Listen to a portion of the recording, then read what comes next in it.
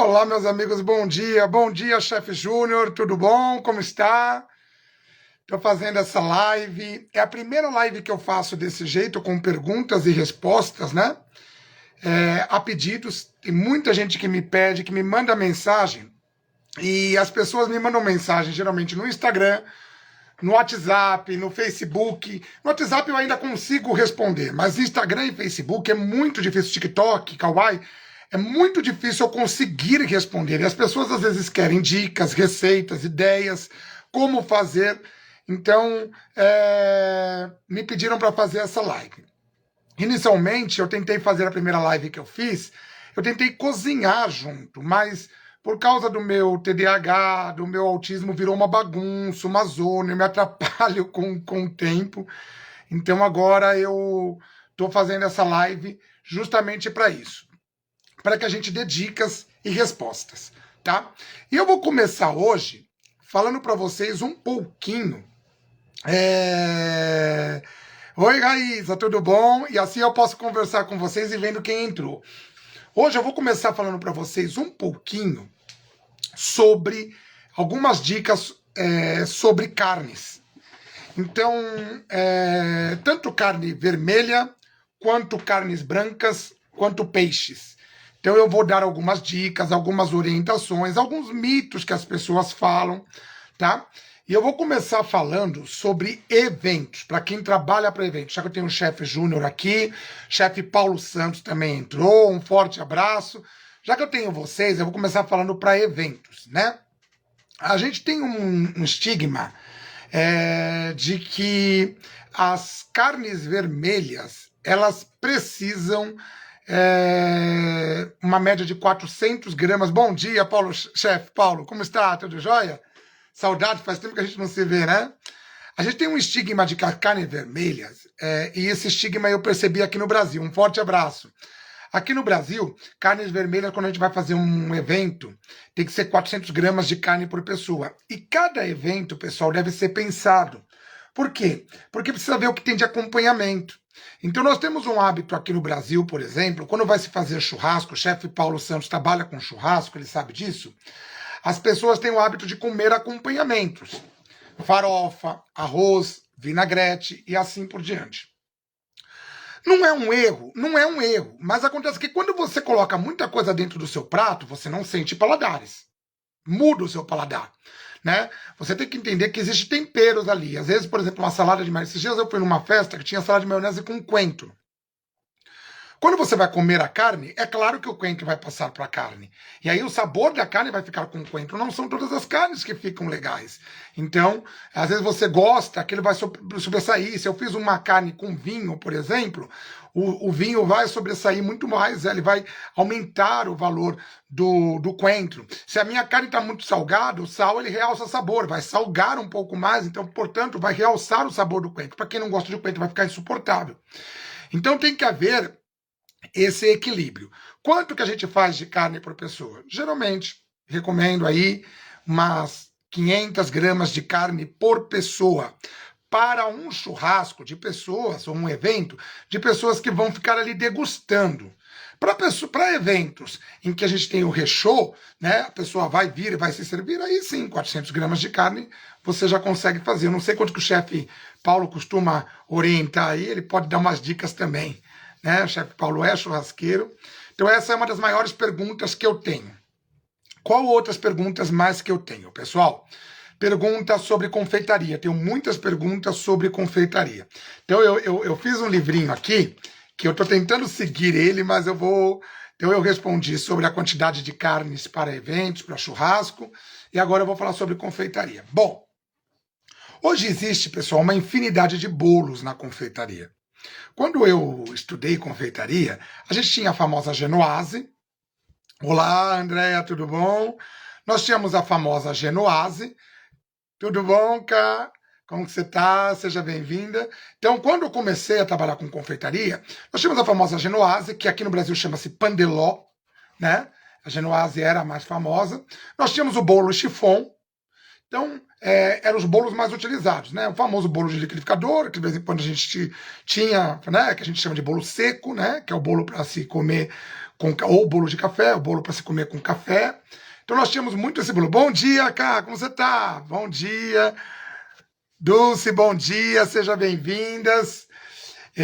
Primeira live que eu estou fazendo com perguntas e respostas. Eu tenho aqui um caderninho lotado de perguntas. Não vai dar para eu responder tudo hoje. Eu prometo para vocês que eu vou tentar fazer pelo menos uma vez por semana. E aí vocês, as dúvidas que vocês têm, vocês podem ir mandando por Instagram, por TikTok, por Kawaii, por WhatsApp. Algumas eu consigo responder na hora, outras eu vou respondendo aqui na live, tá bom? Então nós estávamos falando sobre bolos, sobre confeitaria. Então, pessoal, tínhamos poucas receitas, era 4 ou 5 bolos, né? Você tem aquele bolo japonês, que ele nada mais é um bolo meio que cheesecake, né? Então, existia aí alguns tipos de bolo. Tinha os bolos da vovó e assim por diante. Hoje, gente, existem milhares. Por quê? Porque fez-se muita mudança. Colocou-se bastante diferenciações. Então, o que a gente precisa entender no bolo? O bolo é uma química. Então, ele precisa obrigatoriamente de um tipo de farinha ou alguma coisa que vá trazer esse peso da farinha. Então, para bolo sem glúten, não tem especialidade, mas precisa de alguma coisa assim. Ele precisa de fermento, tá? Não são todos os bolos que precisam de fermento, não. Eu tenho outros objetos que vão aumentar o meu bolo. Por exemplo, quando eu tenho uma genoise, que é bater as claras em separadas, e depois a gema com açúcar, e depois misturar os sólidos, eu às vezes não preciso de fermento. Só que eu tenho que tomar muito cuidado. Eu tenho que girar a minha panela, a minha tigela. Não tenho uma tigela aqui hoje, mas eu vou mostrar para vocês aqui, ó.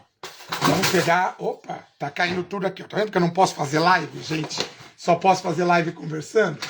Vamos pegar aqui uma colher, tá? Então imagine que isso aqui é a batedeira.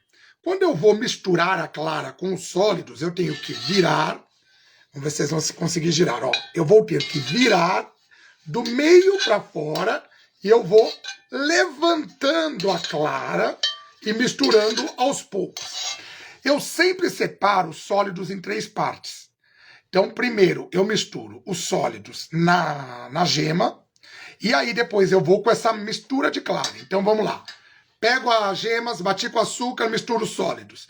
Misturei, aí eu venho com as claras. E aí eu vou devagarzinho, eu vou virando de cima para baixo, eu vou colocando e eu vou incorporando o ar. Desta forma, eu não precisarei de fermento.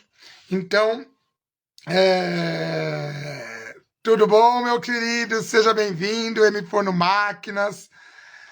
Possivelmente vem de fornos aí, né? É sempre bom ter parceiros como vocês. A Pecomitri também entrou. Sejam bem-vindos. Então, o que acontece? Nós não vamos ter a descida da clara. Então é isso. Quando você trabalha dessa forma, não precisa do fermento. Quais os tipos de fermento que existe? Aí existem vários tipos de fermentação. Para um bolo de chocolate, eu sempre recomendo a utilização do fermento químico junto com o bicarbonato. Mas cuidado com o tipo de cacau que você usa, tá? Eu vou recomendar para vocês, eu tenho esse cacau 100% da Trissante, ó aqui, ó. Esse cacau 100% da Trissante é um cacau que eu costumo fazer a receita dele. Inclusive, gente, tem receita aqui, ó, tá? Sempre vem a receita que a gente coloca para vocês. Sempre vem receitas aqui. Então, esse cacau da Trissante eu costumo misturar com uma colher pequena. Vou mostrar qual é a colher para vocês. Então, eu teria que usar uma colher de sopa. Eu uso uma colher dessa daqui, desse fermento, tá? Em gramas. Eu vou dizer para vocês que eu uso 8 gramas desse fermento e 8 gramas do bicarbonato. Qual é a função do bicarbonato em bolo de chocolate? Dá coloração e um pouquinho de umidade. Ele resseca menos, porque o chocolate em pó resseca. Uma dica que eu dou, geralmente quando a gente vai fazer bolo de chocolate, a gente pega o chocolate, o cacau, por exemplo, e a gente mistura no bolo, né? Eu sempre dou o seguinte, hidrata esse cacau. O cacau é seco, então hidrata ele.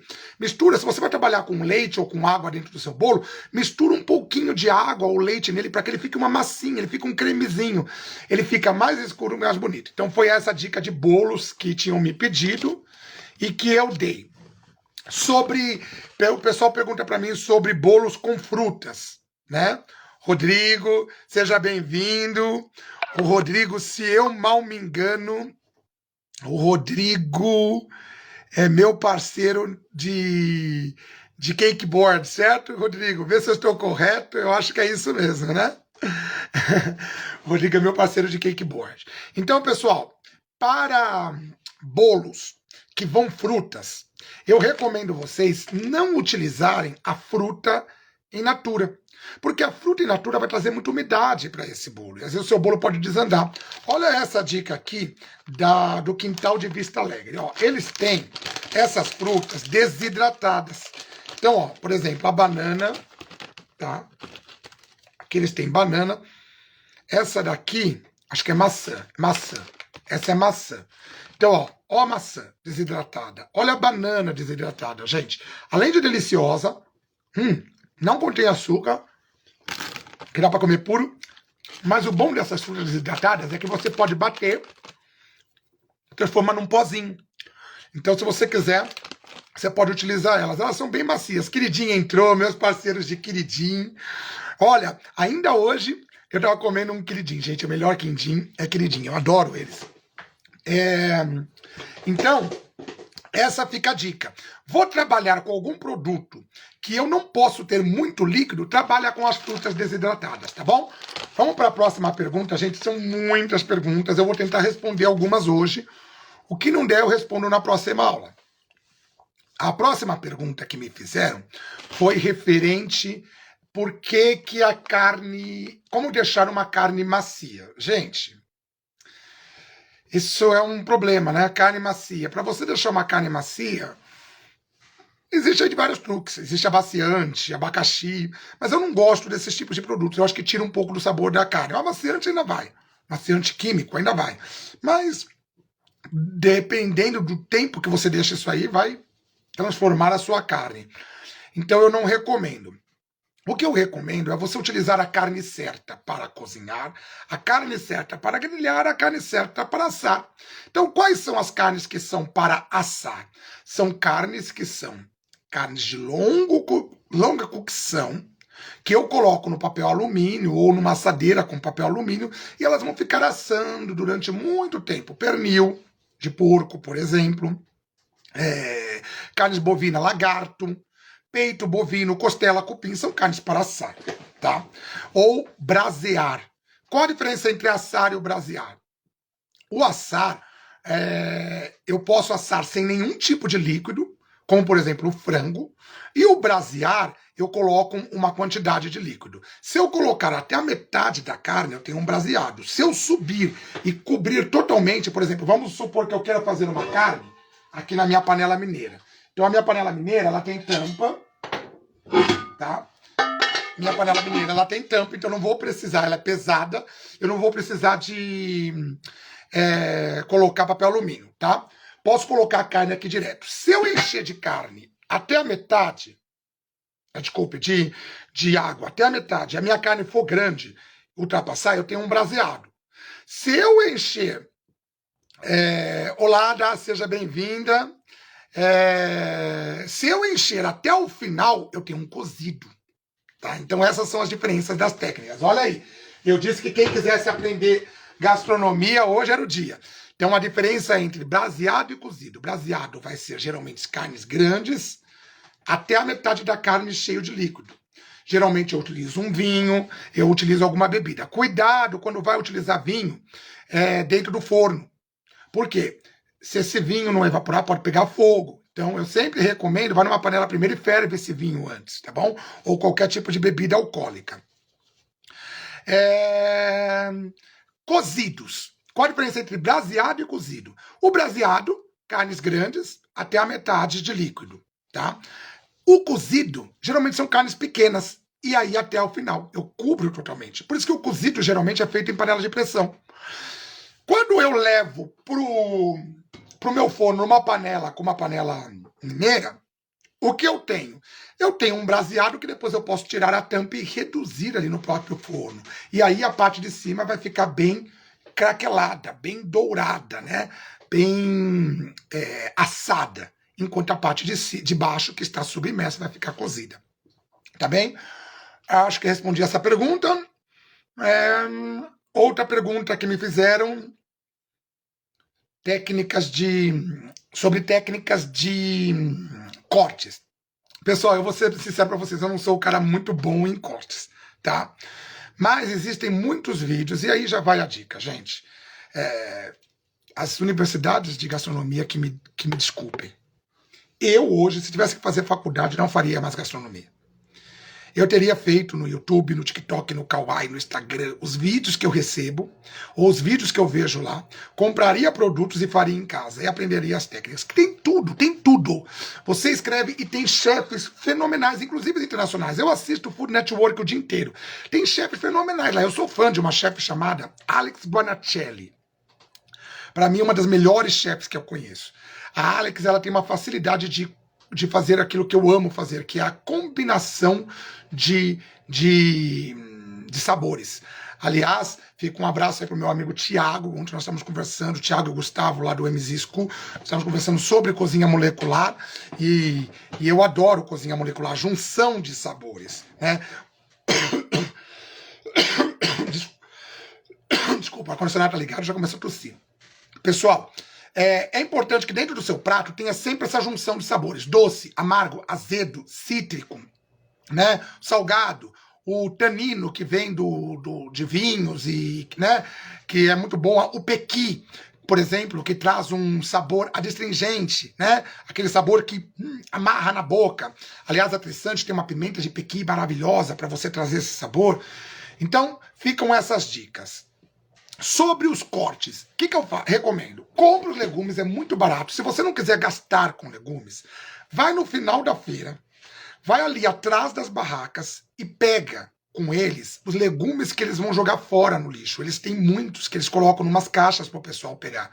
Você pega aqueles legumes, você traz para casa e você fica cortando. E o melhor, você tira a parte que está estragada, né, que está ali, de repente, ruim, está feia, você tira aquela parte e o restante você pode comer, porque você não houve contaminação, não tem problema. Às vezes o tomate está machucadinho, às vezes ele está macio demais, porque ele vai estragar. Aquele tomate que está macio demais, que o pessoal às vezes vai jogar fora na feira, porque ele não pode vender, porque ninguém pega, né? O pessoal pega o tomate, aperta, não está macio, ele não leva, então eles jogam fora. Aquele tomate é ótimo para molhos. Então esse tomate, você pode pegar ele e bater com molhos. Uma dica, sempre que você for bater o tomate, cuidado, porque se você bater ele no liquidificador, ele vai, a lâmina do liquidificador vai transformar ele num molho muito laranja, tá? Por causa da oxidação. Então a dica que eu dou sempre é, antes de bater, ferve esse tomate, já cozinha ele, tá? E depois você vai com um mixer e não com o liquidificador. Aí você vai ter um tomate mesmo mais vermelhado, tá? Quero dar coloração? Põe coloral. A Ibirá tem coloral. Deixa eu ver se eu tenho aqui, ó. A Ibirá tem, aqui, ó. A Ibirá tem coloral, ó. Coloral é isso aqui. Coloral, ele é um produto, eu acho que é da base do fubá, se mal eu me engano, tá? Que vai um pouco de urucum, se mal eu me engano. Eu não sei a composição, mas o coloral é ótimo para isso, porque o coloral não dá tanto sabor. Se você quiser, você pode utilizar um pouco de páprica, mas a páprica dá sabor. O que é páprica, pessoal? Aula de gastronomia. O que é páprica? Pimentão desidratado. Páprica e pimentão desidratado. Então fica aí. Olá, Luiz, equipa. Olá, Bruno, P. Moura, sejam bem-vindos a essa primeira live minha. Então, a páprica, ela é um pimentão desidratado. E o coloral, ele é um pó que eu acredito seja a base de fubá. Eu não sei, eu não tenho conhecimento sobre isso, mas ele é um produto que ele dissolve muito bem na água, tá? Ele geralmente não empelota. Mas eu gosto de deixar ele, eu faço igual eu faço com o cacau para colocar no bolo. O que eu faço? Eu pego ele, misturo um pouquinho de água ou leite, ou alguma coisa que eu for, dependendo do tipo de caldo que eu for fazer, e depois eu jogo lá. Gente, Eu acho que foi essas dicas. Eu não quero fazer uma live muito comprida hoje. Hoje é a primeira, então eu quero fazer ela curta. E eu respondi essas 4 perguntas. Tem dúvida? Manda para mim. A gente vai fazer live sempre e eu vou procurando responder essas perguntas para vocês, tá bom? Espero que vocês tenham gostado. Um beijo do chefe. Obrigado aos parceiros que eu pude citar aqui hoje e falar um pouquinho dessa nossa live de gastronomia. Espero vocês semana que vem na nossa próxima live. Vou ver se ainda essa semana, talvez na quinta-feira eu consiga fazer, não prometo, mas ou no sábado, mas eu vou avisando vocês ali pelo Stories. Vai seguindo, vai compartilhando. E, gente, não se esqueça, esse nosso projeto é um projeto para falar do autismo. Eu sou autista e esse projeto é para lembrar vocês, principalmente os meus amigos autistas, hoje eu esqueci do meu cordão, os meus amigos autistas, que sim, nós podemos cozinhar, que sim, nós podemos ocupar o nosso lugar. Mas para vocês que são neurotípicos, é uma forma de contar para vocês um pouquinho do meu conhecimento. De nada vale ser luz se eu não puder iluminar o caminho dos demais. Então eu não quero levar esse conhecimento embora comigo. Quero entregar para vocês. Por isso que eu vou fazer essas lives. E por causa do espectro, junto com o TDAH, eu tenho muita dificuldade de fazer uma live e cozinhar ao mesmo tempo, porque eu não vou conseguir ler vocês. Eu tenho muita dependência emocional. Eu preciso estar lendo o que vocês estão me mandando, conversando com vocês. Então eu não vou nem arriscar ficar cozinhando. Mas qualquer dia eu posso fazer alguma live cozinhando, tá? Mas a ideia é que vocês tenham isso comigo, ao mesmo tempo conversando, batendo um papo. Isso faz bem pro meu espectro, faz bem pra gente. O autismo precisa de compreensão. A gente não tem cura. A gente tem compreensão, a gente tem paciência e a gente precisa da sua ajuda. Um beijo do chefe, um autista na cozinha.